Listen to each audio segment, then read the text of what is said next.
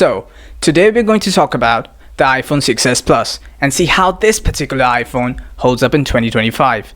Now, the iPhone 6s Plus came out back in 2015, so about 10 years ago, and this is one of my favorite iPhones Apple has ever made, mainly because it had over 6 years of software support. Now, starting off with the outside of this device, it is definitely a little bit outdated. It's got the same design as the iPhone 6 Plus that came out 1 year earlier, but one good thing about this iPhone is the fact that it fixed so many of the issues with the original iPhone 6. We all remember the infamous bend gate controversy of the iPhone 6. It was so thin and people started reporting that it would bend in their pockets and get damaged. Well, the iPhone 6s fixed that problem with the outside being made of reinforced aluminum. Now, on the front side, we've got a big display. It's a 5.5-inch 1080p IPS LCD panel, but you're getting pretty big bezels on top and the bottom.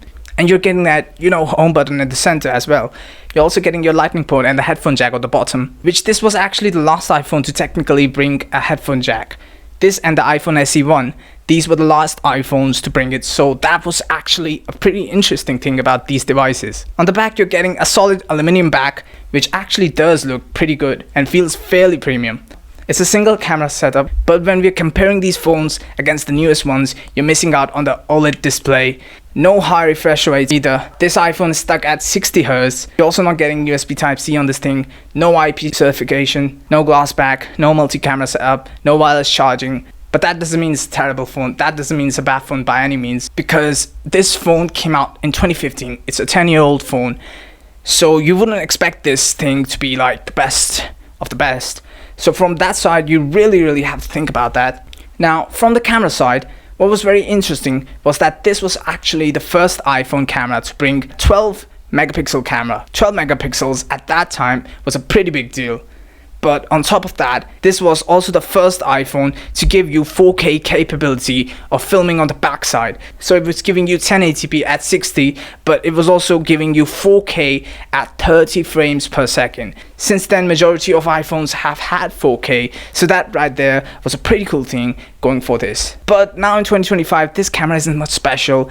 It's an okay camera and can get you some decent photos in good lighting, but the cameras we have today, even on budget devices, this iPhone just can't compete. So that pretty much covers it up. Now, coming down to, software longevity, this iPhone is currently on iOS 15. And this is kind of the issue that you're going to be running into with these types of devices. When you're taking a look at something like an iPhone 6s Plus, the problem with this type of device nowadays is that these phones are pretty much done getting software support, even though it got 6 years of software support, which is pretty insane. And that is essentially kind of the problem that you're going to be experiencing when you're going through and getting these types of phones. So although it's not like the worst thing of all time, like if you're someone who just needs a phone to FaceTime, maybe scroll through Instagram and YouTube, then all that still works perfectly fine. But if you're going to go through and pick a phone, well, it'll be better if you pick a device that is going to be still supported, but this phone is done getting software support. That's why this phone probably isn't worth buying. Now, even when it comes down to its battery,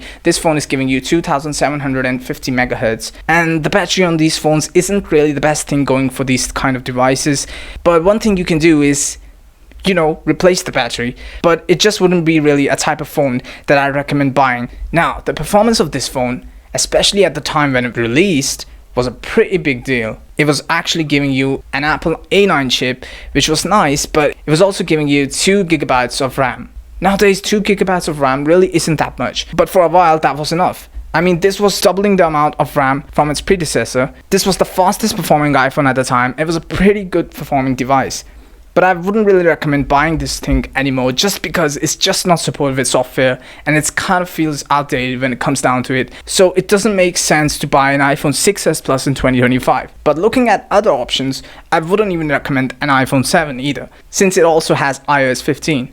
In fact, the iPhone 8 and iPhone 10 have iOS 16, just one software update above the 6s. So that way, this iPhone is much cheaper and also as good as those. So it wouldn't really be much of an upgrade either. But with the new version of the iOS 26 coming later this year, that iPhone will also stop getting support. The iPhone SE2 will get the iOS 26 update, and the same goes for iPhone 11. So I would recommend those devices instead. But if you are someone who already owns an iPhone 6s Plus, then I think it might be the perfect time to upgrade now. The app support is starting to discontinue for the iPhone 6s Plus, and soon a lot of apps will require a higher version of iOS to work. So I would recommend you to upgrade to maybe an iPhone 6s or 11, or maybe even an iPhone SE 2 if you like the home button layout. Anyways, that pretty much covers it up. If you have any more questions, feel free to comment down below. I'll see you guys in the next video.